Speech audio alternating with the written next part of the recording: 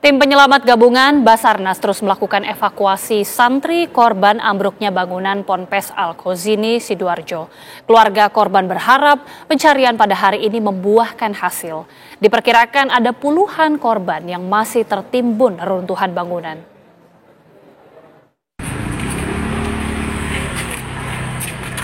Salah satu wali santri asal Palopo, Sulawesi Selatan terus berupaya mencari anaknya atas nama Aldi, 16 tahun, yang masih belum ditemukan keberadaannya. Usai kabar bangunan musola ambruk, pihak keluarga sempat berupaya menghubungi sang anak, namun tidak mendapat respon. Sehingga mengutus salah satu anggota keluarga untuk mendatangi Ponpes Al-Khozini untuk mencari keberadaan Aldi. Pihak keluarga juga sudah mengecek ke rumah sakit, namun keluarga tidak menemukan keberadaan Aldi. Itu ada Aldi, tapi saya sudah cek di sana. Bukan itu. Bukan ya. Sudah dicek di rumah sakit, Pak? Sudah. Nggak ada tapi ya? Bukan. Nggak ada. Belum tahu dari kabarnya. Aldi ini dari mana, Pak? Dari Sulawesi. Sulawesi ya, Palopo ya. Pihak keluarga santri Al-Khozini hingga saat ini masih bertahan di sekitar lokasi kejadian dan berharap anak-anak mereka yang diduga masih tertimbun di reruntuhan bangunan musola tersebut bisa segera ditemukan.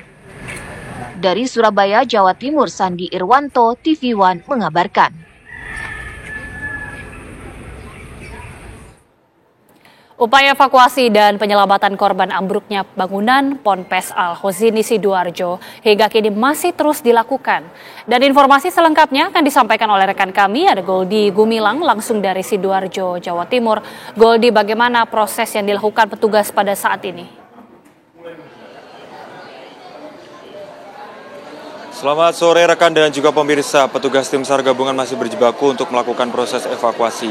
Tepat hari ini, tanggal 2 Oktober 2025 digunakan alat berat berupa kren dan juga eskavator untuk mempercepat proses pembersihan agar nanti bisa mengevakuasi beberapa korban yang masih tertimbun neruntuhan gedung musola di Ponpes Al-Khozini, Sidoarjo, Jawa Timur. Tadi dijelaskan oleh Basarnas Surabaya bahwa proses evakuasi ini berlangsung sejak siang tadi sekitar pukul 12 setelah dilakukan pertemuan keluarga korban dan juga stakeholder terkait yang menyepakati menggunakan evakuasi alat berat. Kami gambarkan pada saat ini data masih sama, pemirsa, mengingat memang bangunan ini 4 lantai sehingga yang masih bersihkan di bagian atasnya.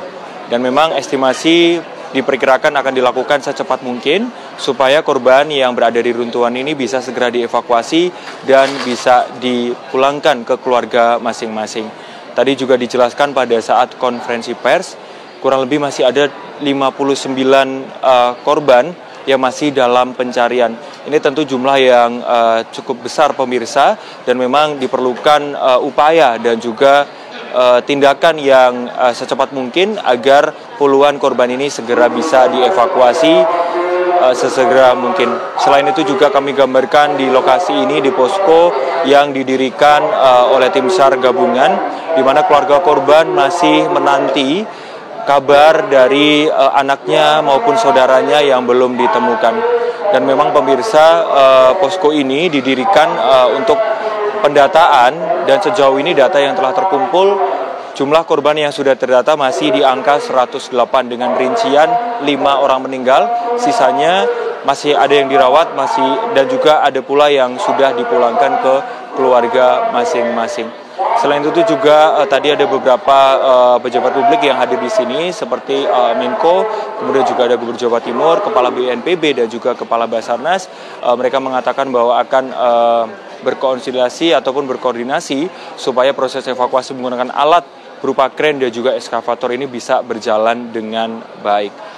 Kami ulangi lagi bahwa data sejauh ini hingga pukul 4 sore masih 108 orang dengan rincian 5 orang meninggal. Sementara puluhan lainnya masih dalam proses pencarian ataupun proses evakuasi menggunakan alat berat. Sementara itu informasi yang dapat kami kabarkan terkait dengan evakuasi dan juga data terbaru. Kami kembalikan ke rekan di studio.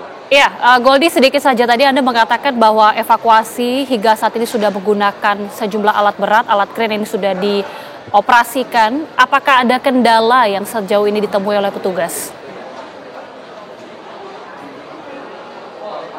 Baik, kita pantau tadi dari ada salah satu layar live streaming yang diadakan pemerintah Kabupaten Sidoarjo sehingga orang tua ataupun keluarga korban ini dapat ikut sama-sama menyaksikan proses evakuasi. Kami lihat memang dari 4 lantai tersebut puing-puing yang saat ini sedang dibersihkan ini masih di bagian atas berupa bambu dan juga beberapa beton-beton. Sementara itu memang eskavator ini sudah disediakan dari beberapa hari yang lalu. Kami memantau ada 2 eskavator. Tapi tadi juga dijelaskan oleh Pak Nanang Sigit selaku Kepala Basarnas Surabaya yang mengatakan dimungkinkan ada tambahan jumlah eskavator maupun alat-alat lain yang diupayakan agar bisa mempermudah proses evakuasi. Selain itu juga disediakan truk untuk mengangkut material-material yang sudah dibersihkan. Dan juga ada sejumlah ataupun belasan ambulans yang sudah disiagakan agar nantinya jika proses evakuasi atau korban ditemukan langsung bisa dibawa ke rumah sakit terdekat di wilayah Sidoarjo.